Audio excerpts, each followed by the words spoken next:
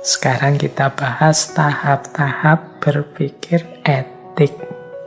Yang pertama, untuk bisa berpikir etik yang baik adalah kita harus punya fakta yang lengkap. Jadi jangan diputuskan dulu kalau ada kemungkinan data kita kurang. Jadi, wah ini ada yang kurang ini, ada yang belum ini. Oh berarti nanti dulu kumpulkan dulu data secara lengkap. Kalau dalam ilmu mantek itu ada istilah jamik dan manik.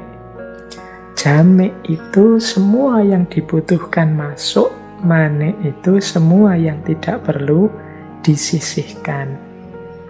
Jadi ini dulu ya, kalau kita tidak ngerti faktanya, tidak punya data, ya tidak mungkin kita bisa memutuskan. Kalau ngawur saja nanti malah keliru, kalau dikira-kira saja ya kemungkinan tidak pas.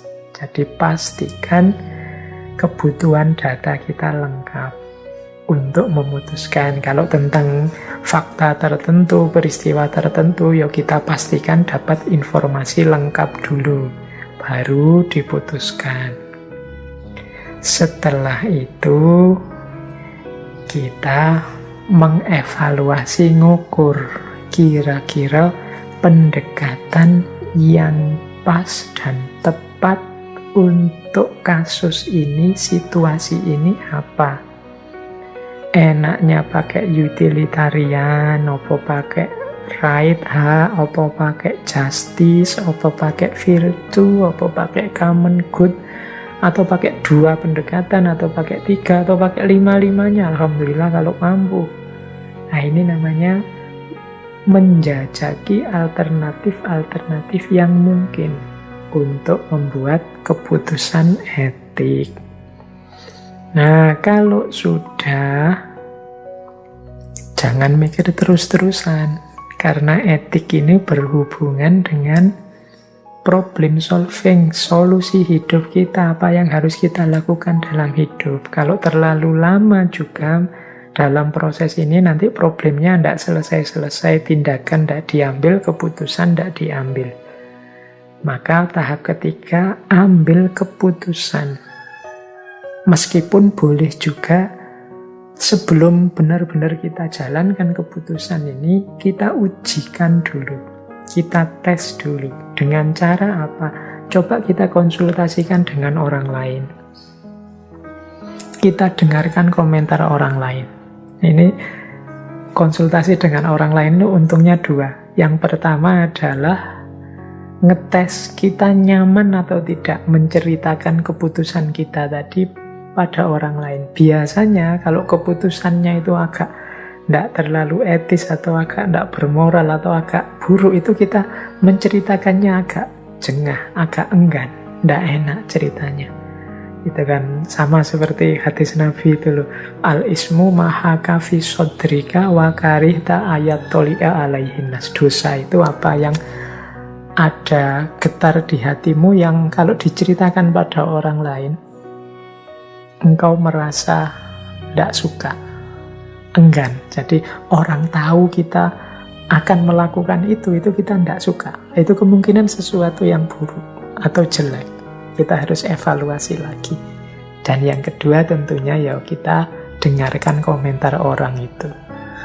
Ketika kita sudah cerita, saya itu loh Pak, ingin melakukan ini, akan melakukan ini, kira-kira menurut Bapak gimana ya? Nah, ini kalau kita sudah nyaman ceritanya, ya kemungkinan positif. Kemudian kita dengarkan tanggapannya beliau. Oh, menurut saya bla bla bla bla. Ini namanya menguji keputusan kita. Kalau sudah kita putuskan dan mungkin sedikit-sedikit sudah kita uji, baru kita laksanakan. Jadi kita jalankan yang sudah diputuskan. Jangan berhenti di keputusan saja, berhenti di niat saja. Harus juga kita jalankan, wong itu kebaikan. Kalau tidak kita hidupkan, ya kualitas hidup kita tidak meningkat, problem-problemnya tidak selesai. Cuma menjalankan keputusan tadi bukan tahap final. Tahap finalnya itu adalah evaluasi lagi. sudah saya jalankan seperti keputusan yang diambil. Nah, sekarang sudah cocok tidak sih hasilnya dengan yang diharapkan? Kira-kira memang sudah pas apa belum? Kira-kira kalau seandainya saya ulang, apakah memang keputusannya masih seperti ini? Ada situasi yang berubah enggak? Ada data baru enggak? Ada perkembangan-perkembangan baru enggak? Nah, ini evaluasi.